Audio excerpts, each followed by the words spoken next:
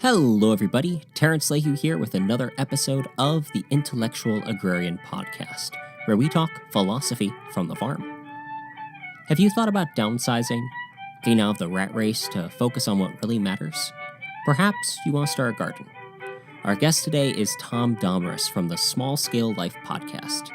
And together, we'll be discussing what led to the small scale life, gardening tips and ideas, and why communities are so important, along with much, much more. Apologies in advance for my stuffy-sounding nose during the interview. I've been fighting my allergies as the season goes, but the show, as always, has to go on. Don't miss this episode with Tom Domres.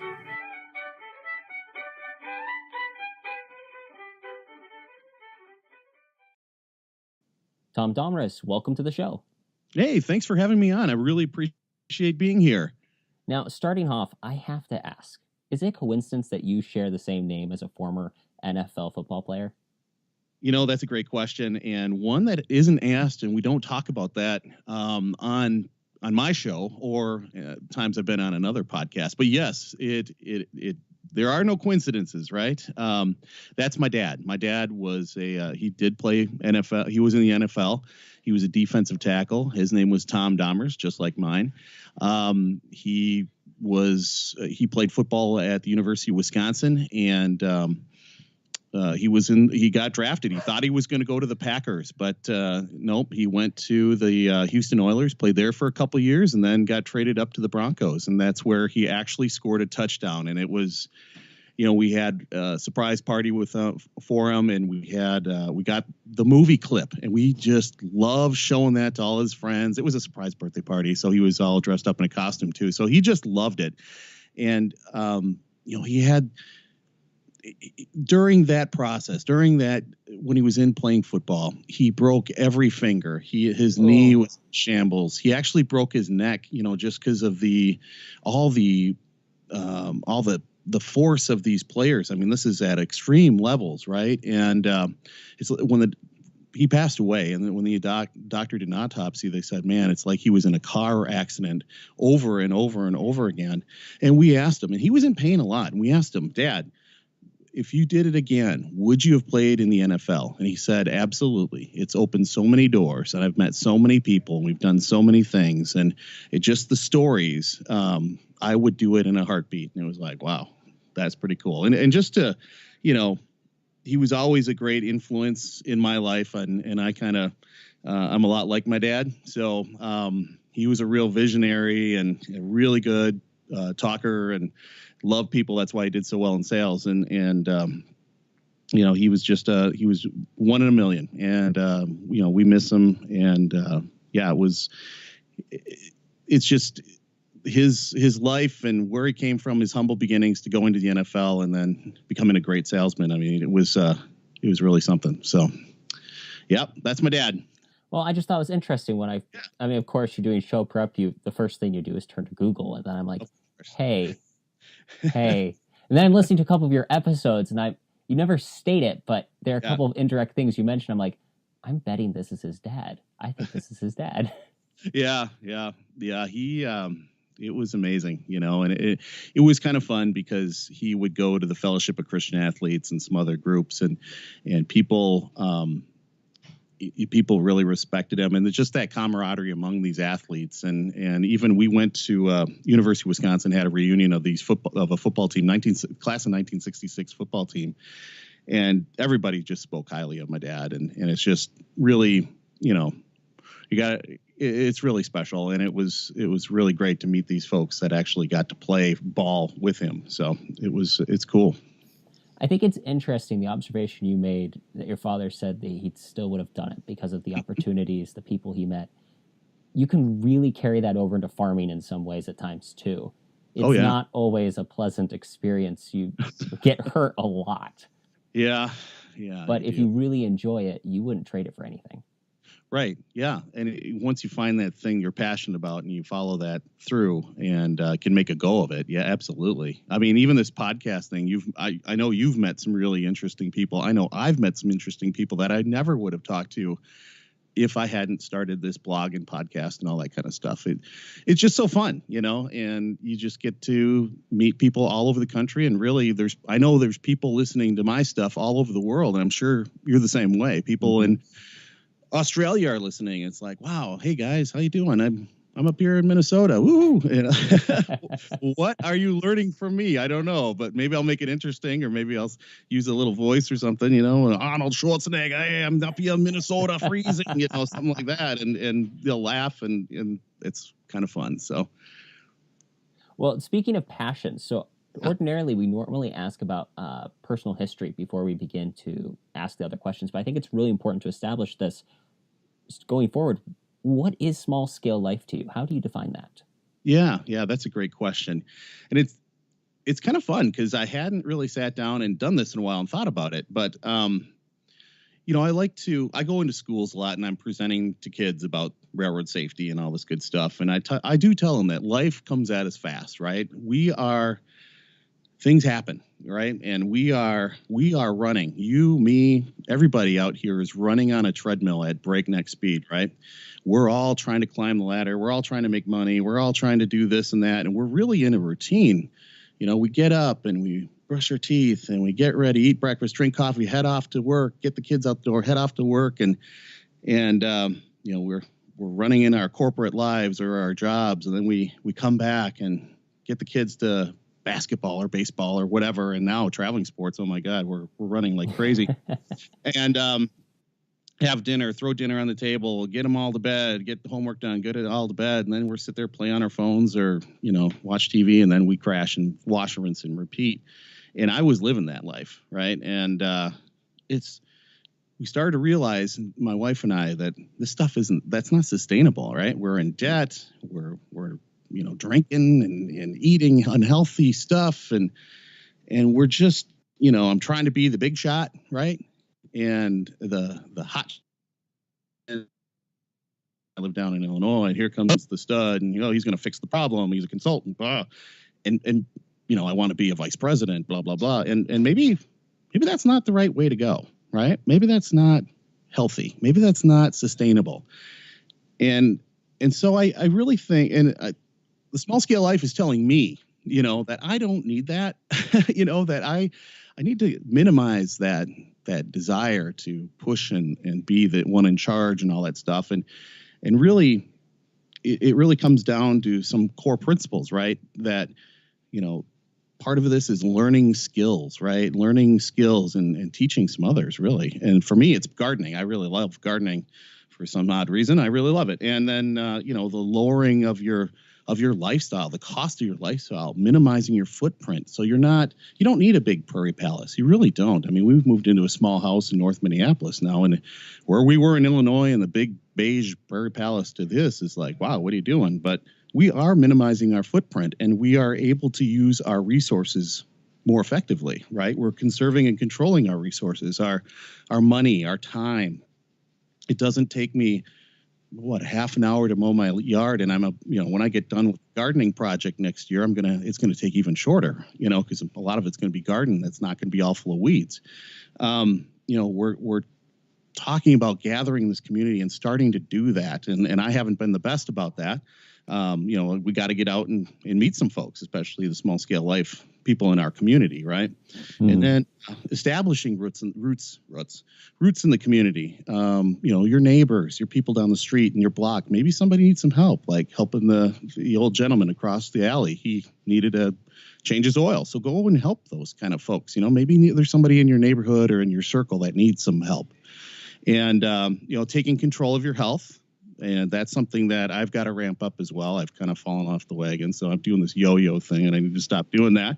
And then leading by example. We get into production. Curtis Stone talks about this, getting into production, getting into, doing stuff with people. And then people say, hey, wow, that's a cool garden. What are you doing over there? What are you doing with those gutters? Wow, something's growing there. I bet it's not going to grow. And then you're like, yeah, this stuff is going to grow. Watch. And then something lately that we were talking about with this move, getting rid of the excess stuff, right? Mm-hmm. We don't need all this stuff. And we learned that the hard way, as we combined our two households, Julie's parents and then our stuff. And then we have all this stuff. And then we're trying to maximize what we have. And it's back to resources, using our resources effectively.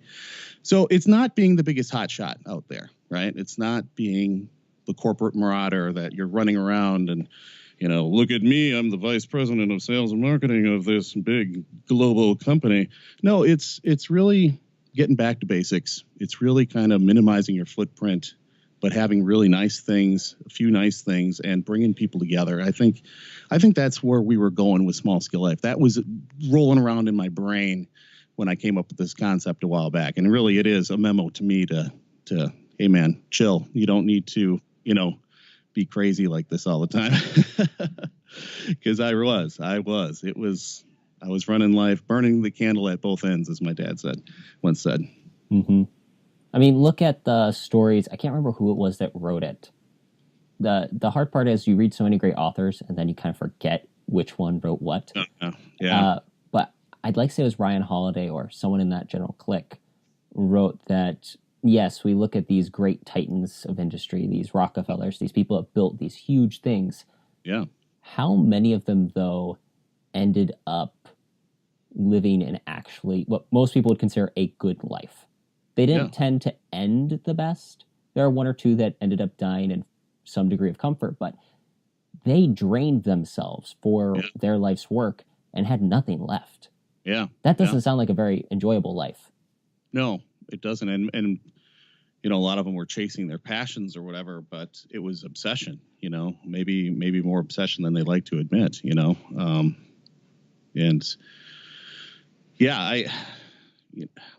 I'm obsessed about certain things, but I'm not going to let that control my life. And I've been working on that and, need to always be working on things and working on yourself, and where's your mind at? And that kind of goes with the whole healthy lifestyle concept that, I haven't talked about much lately just because I've been trying to do other things. But that's something that Julie and I talk about quite a bit. And we're trying to work on ourselves, working on our mindset, trying to approach this in a healthy way and make it sustainable, and I don't need to be the hot shot, just work on our mindset and don't always be obsessed about things, even though one could say that we're obsessed about podcasting and blogging, right? I prefer to think of it as giving back. Yeah. I think that's a good way to put it. I mean, that's a great way to put it, actually. There was recently I had a conversation with Noah Sanders, author of Born Again Dirt and from Aurora Valley Farms. And he shared a phrase that I've quoted enough times in the show now that listeners probably remember it, but resources come from right relationships. And I wrote a whole article on it, and I kind of ended it with, look at it this way. You're not just taking from those resources. You also need to be giving back. You need to be putting energy and effort into those relationships, because unless you're giving back, I mean, you're just become someone strip mining or just extracting resources rather than propagating them, rather than being sustainable in how they work. Yeah, I think that's a really great way to put it. And, that's something that Julie and I want to do with the people that follow Small Scale Life or people in their neighborhood, right? I mean, we're here, we want to give back too. And we've tried to do that, with giving and also providing help and providing information and maybe a little entertainment too. It's kind of fun. And we really want our place here in Minneapolis, and we have some land in central Wisconsin, to be gathering places that, people can come in and, have dinner with us, or we can go to the land and really have fun with our kids and their, eventually our grandkids and my family and her family, and everybody can come together. So we really want to, we really do want to give back. I think that's a great way to put it. Now, when did you start this podcast and why? Yeah, we started, this has been a journey like everything, right? I started blogging back in 2014. I started a blog called Small Scale Gardening. And that was my first blogging effort. And it was really focused on all the crazy little experiments I was doing in the backyard. I had a wild space back there. We were renting this house too, so we didn't own it. And we had this wild space back there that the previous owner or the people renting the place had just dumped everything, and really cleaned that up. And I put in a couple garden beds back there. And, you know, I wanted to start documenting this for my kids, because they were teens or early 20s. They didn't care about gardening at all. And I remember back when I was that age, I didn't care a hoot about that stuff. My grandma had gardens, and I always got thrown out there to weed, and I thought it was terrible, and I didn't know it was a carrot versus, some kind of, big nightshade weed or something. I had no idea. And it was always torture. But as I started to garden, I wanted, and my grandma passed away, my dad passed away, grandparents pass away, and all that knowledge is lost. And my brother and I had a lot of conversations about the knowledge that was lost. And I've even talked with Greg Burns from Nature's Image Farm about that, and talking about the old ways, right? And maybe it wasn't always the right way to do it, but that knowledge base was lost.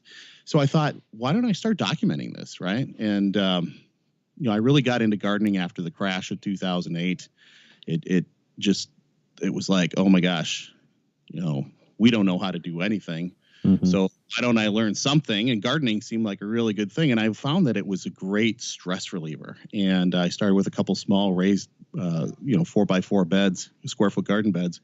And then as I'm up here in St. Louis Park with this small garden beds, and then I built a couple more, and then I built a couple more. And soon I had like 8 beds going on various sizes. And one of those was a wicking bed. One of those was a rain gutter grow system. And I was growing food on my driveway, and everything had to be movable because, I didn't own it. And then we get snow up here, so I have to push snow somewhere, and have to take down those wicking beds and everything.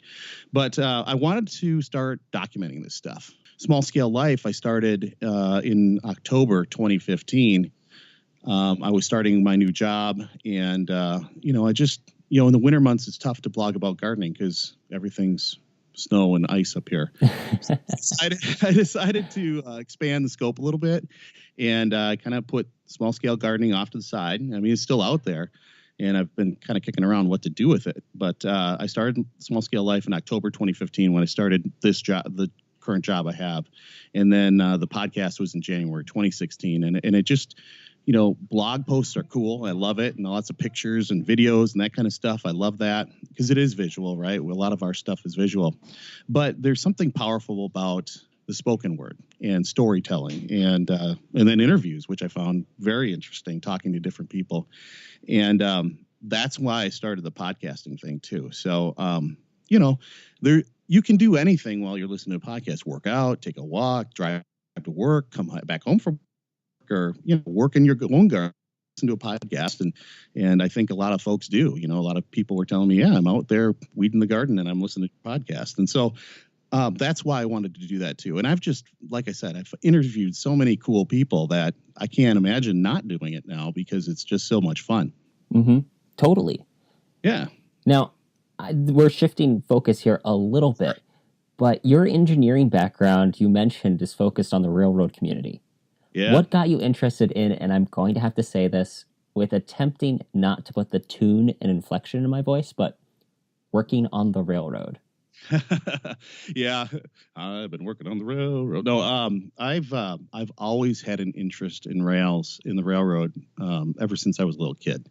I don't know if I saw a train going by or what, but I always was really fascinated by it. Maybe it was the garage sale model or magazine, but just watching these trains, these big pieces of equipment roll down the tracks. I wanted to figure out a way to get into that kind of world. And I'm a student of history. I love history. I mean, our rail system used to be vast back in the day, and it's really slimmed down to a core system.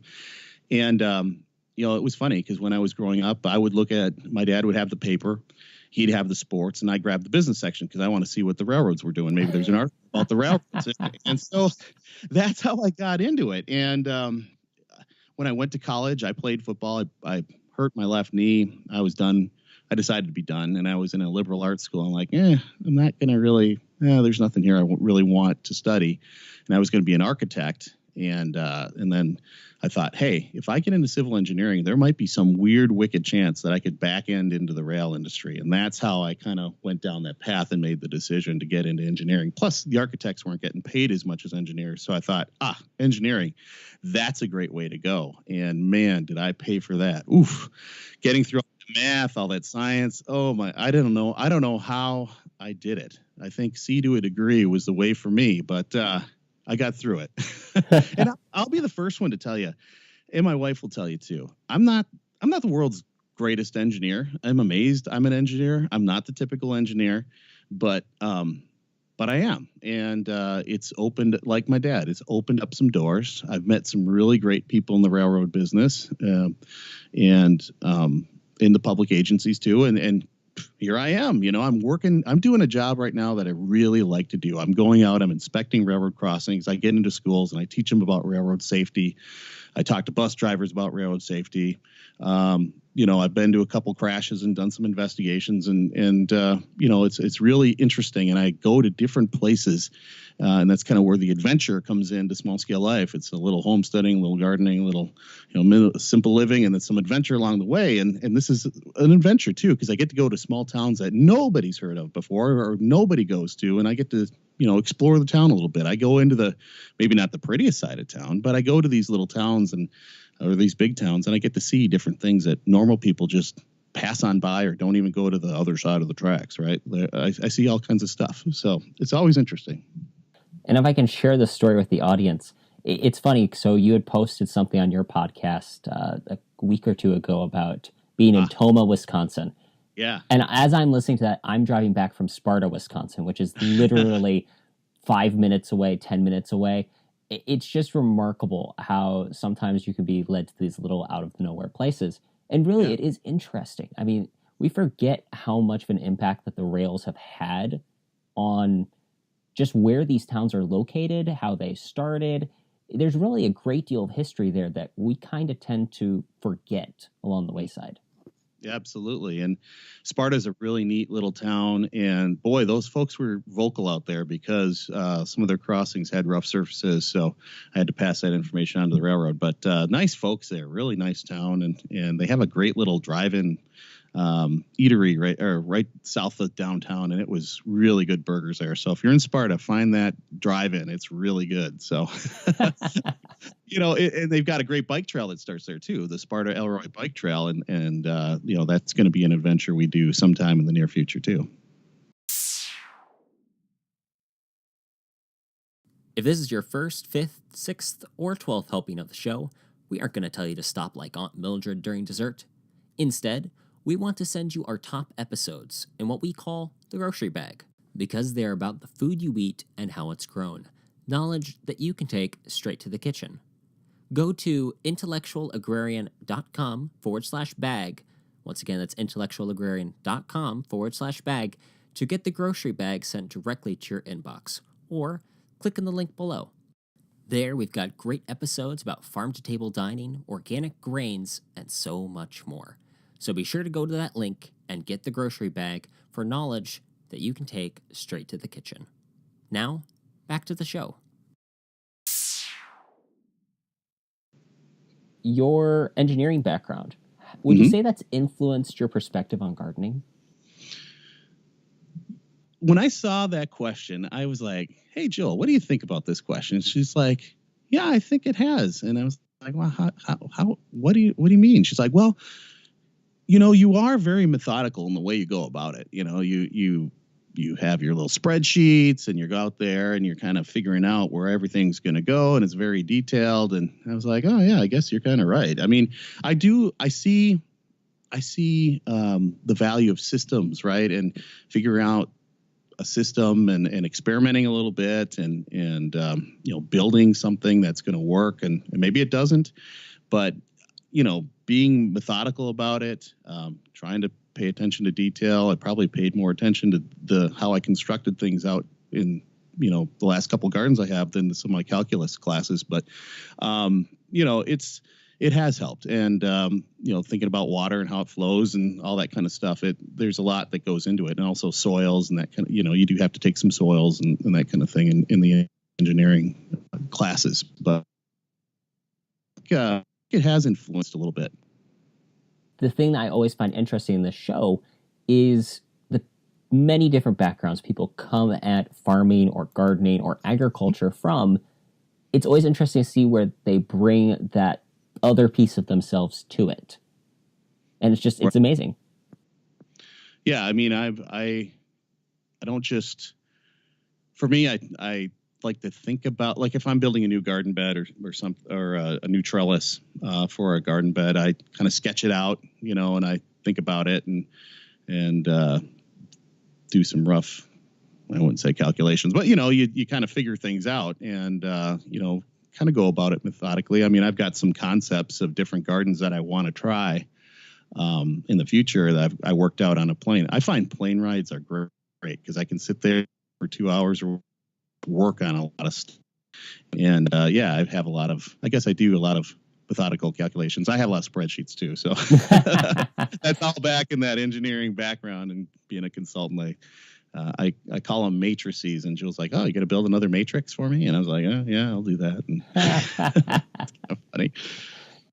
There's a general idea that for most people that when they think of gardening, that all you do in a garden is put plants in the ground. Hopefully, if people have been listening to the show long enough, they've dispelled that fiction. But assuming that there's still some laboring under that belief, how is your garden set up? Do you experiment with how it's designed? Yeah, I do. Like I said, in the previous garden I had 2 beds that I was growing food on the driveway. So I had this Larry Hall from Brainerd, Minnesota. He's got what's called a rain gutter grow system. I think he's calling it a grow bag garden system now. But I had this PVC pipe with holes in it, and I had net cups and then into baskets of soil, and I was growing peppers and dill and different things on my driveway. And then I had another one where I had 8 different baskets, and it kind of works out to be a square foot garden that the water wicks up right into the soil using capillary action, and the plants get as much as they want, right? So I do some experiments like that. I've got a gutter garden right now where I took some vinyl gutters and I put, you've got 3 inches wide, 3 inches deep for 10 feet long, and you can grow some stuff in there. You can grow basil in there. I've got onions in there. I've got peppers, all kinds of peppers growing right now. And I'm waiting to do greens this fall. But the rabbits don't get in it. It does dry out fast, so you have to keep it wet and keep it watered. But yeah, I'm not afraid to try things. My brother has he's got the grow boxes, homemade grow boxes. And man, I was looking at those over the 4th of July. I was like, wow, those are doing pretty good. They're doing better. And those were my seedlings that I gave him. Maybe I need to try some of that next year. I don't know, but I'm not afraid to try. And I always get a kick out of it. My son, when we lived in the other house, he brought a bunch of his buddies home and they were going to play Xbox or something. And I was out there canning tomatoes and so it's like midnight and I've got the steam rising up, and one of his buddies who ended up being his roommate last year, he's just watching out the window. He's like, "What is Mr. D doing? Is he like making meth or what is he?" It's like Heisenberg, right? And it's like, "You're goddamn." It's no, he's just doing tomatoes. And so I'm not afraid to try something. I'm not afraid to experiment. And that's why I do this blog stuff, so I can document it. And maybe those kids will say, "Oh no, he wasn't making meth, but he was doing some really cool salsa," That may be my new favorite story. Yeah, it's great. I love it. That's why I love having those kids come around and they, we get into production, right? And you get those gardens going and you get get these gutters going and suddenly there's all this stuff and they're waiting for you to fail. They're waiting for the blight to hit. And you're like, "No, man, this is going to work. Watch." And sure enough, in a couple of weeks, we're going to have great peppers. We're going to have great onions, and we're going to say you can grow stuff in your gutter. It's not just for maple trees, right? Mm-hmm. So it's fun, and I really love it. I love the creativity, creativity in gardening and farming too. I mean, if you really push it, and I love going into these classrooms because I teach at a couple of, I'll teach for Earth Day and Arbor Day. I'll go into a couple of classrooms in the spring and we'll plant beans and stuff. I have a little presentation that I've built, and I love showing these kids all the ways you can grow because, they're in this system, and it's okay. Now we do math, and this is how we do the math, and this is how we do the reading. It's like, nah, that we can grow stuff. You just need the sun, you need the soil, and you need some water, and you can grow in a toilet. And these kids they just laugh, and it's the funniest thing. And but it's opening their eyes that we can do some really cool stuff if we just let our imagination go and just give it a try, right? We just have to provide that sun, soil, and water, and away we go. Now, let's say there's someone listening to us right now. They're living the classic urban, suburban life.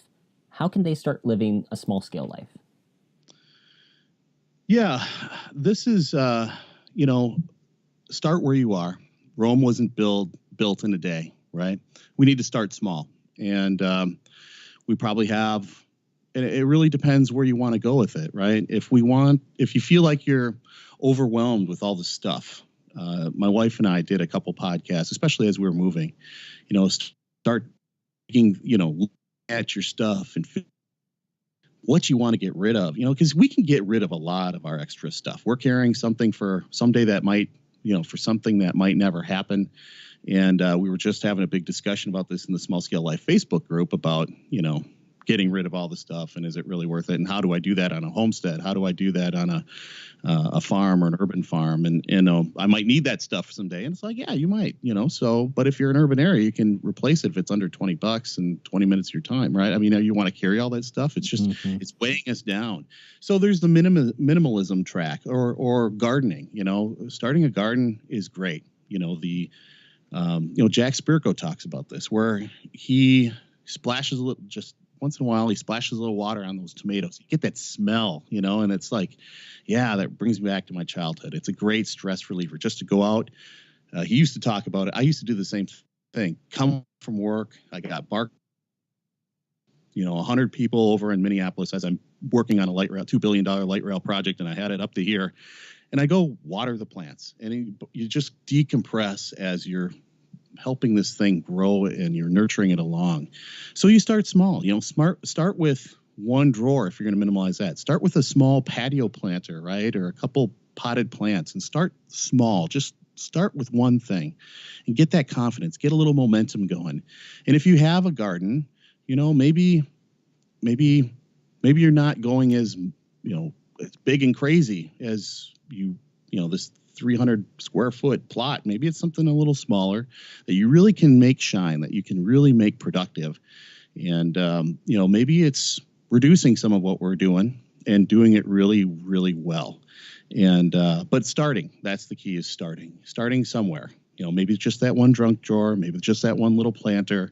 And as you get confidence, as you get momentum, you'll get confidence, and you'll want to try a couple new things. Maybe you'll want to add another garden bed next year. Maybe you'll want to take on a whole bedroom full of, grandma's stuff that you just can't bring to bear, that you've got a whole room full of stuff that you've never touched, right? Or that closet, all that stuff in your closet. And really, if you look at finances or even the healthy, getting fit, losing weight, it's about small steps, doing the small stuff right. Drinking lots of water, or paying that one credit card and getting that done, and going to the next bill and adding more money to it, the Dave Ramsey baby steps. So I think, getting momentum and starting that way, I think that's how we start. That's how you start, using your resources wisely, and not just throwing them to the wind, and, capturing some rainwater, using that in your plants. It's free, right? So I think that's where we start. I think that's how you start the small scale life. And I think that that's a really great point, because I think that was Stephen Allen, former mayor of New York, back a long time ago, said, "Small and steady gains with tranquility give peace of mind." Mm-hmm. And we too often look for those huge leaps, those large jumps. I mean, this with podcasting, especially, and anyone that's had any kind of publication, YouTube video, or blog. You're like, why am I not getting those 1 million views or 1 million downloads right away? It's that every episode, do you have a couple more? That's great. Do you not? What could have done it? you get small and consistent gains until eventually it accumulates. Yeah. Yeah. I mean, when I started, like 10 people listened, and I don't think my wife even listened to the first episode. Right. But over time, you start to develop an audience. People kind of like what they hear. They start listening more often. And then you get, you kind of figure out what works. You figure out your voice too, right? We get that momentum. We figure out our voice. We get comfortable behind the mic or writing or hoeing, getting plants in the ground or, weeding it and taking care of it and taking care of squash bugs when they come, right? I mean, and the squash bugs will come. Yes. The tough times will come, right? Our podcasting fee, and it's like, oh, we got to pay that much for our host for 3 years. I haven't made a dime yet, and your wife's going, hey, you're going to pay that much? And I'm like, yeah, we're going to pay that much. Oh, and the squash bugs come, right? And you got to take care of it, and you got to address it, because I had aphids attack my lettuce once, and I was like, I'll try this organic spray, and I kind of dilly-dallied around, and man, I had a big pile of bugs, and I didn't eat any of that lettuce because it was done, right? So you got to take care of the stuff and take care of business too. And it's just the little things. Yep. A good portion of your work has involved creating networks of like-minded people with small-scale gardening and small-scale life. Mm-hmm. What brought your interest in bringing people together in these kind of communities? Well, we all need friends. Men and women are not meant to be alone. We're social creatures. And I think that all too often, especially now, I mean, today, just this morning, I took Facebook and Twitter off my phone, and I'm going, wow, is that a good idea? I don't know. How am I going to manage my Facebook group of small scale life folks there? How am I going to post pictures? But we're so wrapped up in these cell phones now. I mean, we're not even, we had a gorgeous sunset last night up on the lake, and here we all are looking at our phones trying to get a picture of it. And it's like, well, let's just watch it for a minute. We're just so absorbed in all of the social media and all the hoopla and stuff going on, all this noise. And I think what really got me going was, you kind of do a little inventory, like, who are my friends? What's going on? And Julie's mom passed away last year, and her dad was kind of in the same boat. He was like, oh, we're all my guy friends. We had a couple friends, but we're my guy friends. And it just occurs to me that building these communities, I mean, maybe they have a need. It goes back to helping out and giving back. And maybe they need a fence put up. Maybe they need help with their chickens, right? Or maybe they're going away for a couple days, and can you swing in and help out? The group out in Ohio that really got me excited about this, the Ohio Get Stuff Done crew out in Ohio, Greg Burns and his crew out there, they're really good about getting together to build bee boxes, to build a garage or build an extension on a house, or just smaller stuff like, hey, can you help me put in some fence posts, or let's make mead together. And, they get together, and it's really a good, tight-knit community. And I'm going, man, we don't have, most modern folks, we don't have that going on here. We don't have a lot of friend networks. So maybe we should do that. I think that's a really good thing to do. We are social creatures. We aren't meant to be alone. So why not pull people together and start doing that ourselves? I think we can make some really cool groups and do some really cool stuff and see some really cool things if we start doing this, building these groups at Small Scale Life or wherever. So. And I think you made an interesting observation with that, is that these, like with the Facebook group, these can be tools that we can use to help build these communities stronger, or we can use them as means of distancing ourselves from people and making that the object rather than the mediation between the object and person. Mm-hmm. And I just want to go back and say that let's make mead together, I think, is like now my favorite catchphrase ever. That needs to be on a bumper sticker. Hey, we're coming up with some really good stuff here. Maybe we should have a T-shirt or two, right? I don't know. Do you want a T-shirt? Let us know. Let's make mead together. Yeah. #. Let's make mead together. Yes. Awesome. Tom, thanks so much for being on the show. Where can people go to learn more about you and your work? Yeah, thanks for asking. Smallscalelife.com. That's where all the blog posts and the podcasts are going. I'm on Stitcher, iTunes, all over the place for the podcast. But you can get everything. You can get everything on smallscalelife.com. I've got what I call the gardening gateway there. You can see all my articles. I'm trying to, make this really user friendly so you can go there. Hey, I've got a problem with some, cabbage worms, go there. And so that's where I'm at. I've got Facebook, Twitter, YouTube. I'm trying to post more to YouTube. And we do have a Small Scale Life Facebook group, so we're busy there. The blog is Command Central, and the podcast, that's Command Central there. I'm very active on Instagram, too. I love Instagram. I love that there's not all the political BS there. It's just pictures, right? Mm-hmm. And you can really tell a story. It's a microblog, and I can really tell a small story whether it's adventure, it's part of the homestead, or maybe it's just a beautiful sunset. Let's talk about that, So I'm really busy on Instagram, and notice I didn't delete that one from my phone, but smallscalelife.com is the best spot. Big thanks to Tom for being on the show today. Be sure to check out the Small Scale Life podcast, and links to Small Scale Life and all of their social media accounts can be found in the show notes. You can also listen to them on pretty much any podcast player of your choice. If you haven't already, please be sure to leave us a review of the podcast, letting others know how great the show is. We've even written up a little page on how you can do that. The link is in the show notes. Please subscribe to the podcast to be ready for all of the great interviews and episodes we have coming your way. As always, I'm Terrence Lahue. This has been the Intellectual Agrarian Podcast, reminding you to keep farming the dream.